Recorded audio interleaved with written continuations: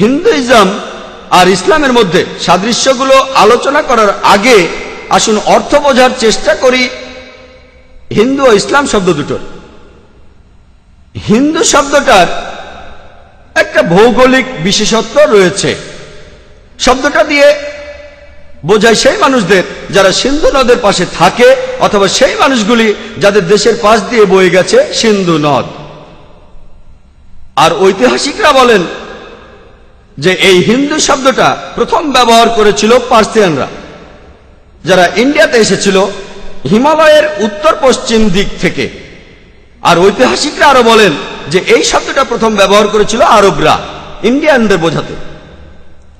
R encyclopaedia of religion and ethics 6 নম্বর খণ্ড reference 699 বলা হয়েছে যে মুসলমানেরা ইন্ডিয়া শাসনের আগে হিন্দু কোনো সাহিত্যকর্মে অথবা হিন্দু কোনো ধর্মগ্রন্থে হিন্দু শব্দটা কোথাও উল্লেখ করা হয়নি।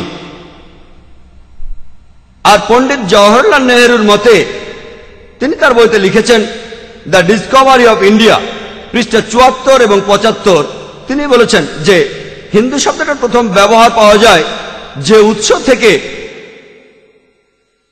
সেটা ব্যবহার হয়েছিল 800 সালে, যার অর্থ তান্ত্রিক। সেটা ছিল 800 সাল, তার মানে একেবারে প্রথমবার যখন হিন্দু শব্দটা ব্যবহার হয় সেটা ছিল 800 খ্রিস্টাব্দ, যার অর্থ তান্ত্রিক। আর এটা ব্যবহার করা হয়েছিল একদল মানুষকে বোঝানোর জন্য। এই শব্দটা কখনোই ধর্মীয় কিছু বোঝাতে ব্যবহার হয়নি। হিন্দু শব্দটার ব্যবহার ধর্মীয় কোনো কিছু বোঝাতে অনেক পরে শুরু হয়েছিল পণ্ডিত জওহরলাল নেহরুর মতে।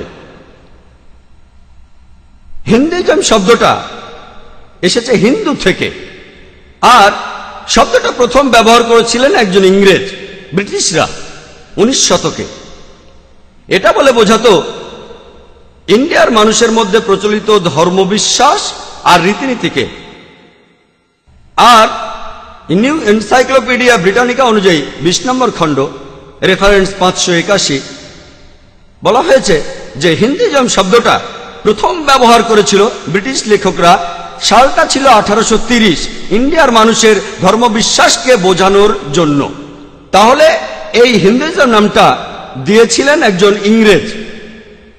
এই কারণেই হিন্দু পণ্ডিতরা তারা বলেন যে হিন্দুইজম শব্দটা আসলে সঠিক নয়। সঠিক শব্দটা এখানে হওয়া উচিত সনাতন ধর্ম, যার অর্থ চিরস্থায়ী ধর্ম, অথবা বলা উচিত বৈদিক ধর্ম, অর্থাৎ বেদের ধর্ম। আর স্বামী বিবেকানন্দের মতে, যিনি হিন্দু ধর্মের একজন পণ্ডিত, তিনিও বলেছেন যে হিন্দুইজম শব্দটা আসলে সঠিক নয়। সঠিক শব্দটা হবে বেদান্তবাদী, বেদের অনুসারী। তাহলে সংক্ষেপে হিন্দু শব্দটার একটা ভৌগোলিক বিশেষত্ব রয়েছে। ধর্মীয় কোনো কিছু বোঝাতে এই শব্দটার ব্যবহার অনেক পরে শুরু হয়েছে। আর হিন্দুইজম শব্দটা চালু করেছিলেন একজন ইংরেজ। এই শব্দটা হিন্দু ধর্মের পুরনো গ্রন্থগুলির কোথাও ব্যবহার করা হয়নি, পরবর্তীতে করা হয়েছে। হিন্দু পণ্ডিতরা বলেন যে সঠিক শব্দটা হবে সনাতন ধর্ম, বৈদিক ধর্ম বা বেদান্তবাদী, কিন্তু এই শব্দগুলিও হিন্দু ধর্মগ্রন্থে খুঁজে পাওয়া যাবে না।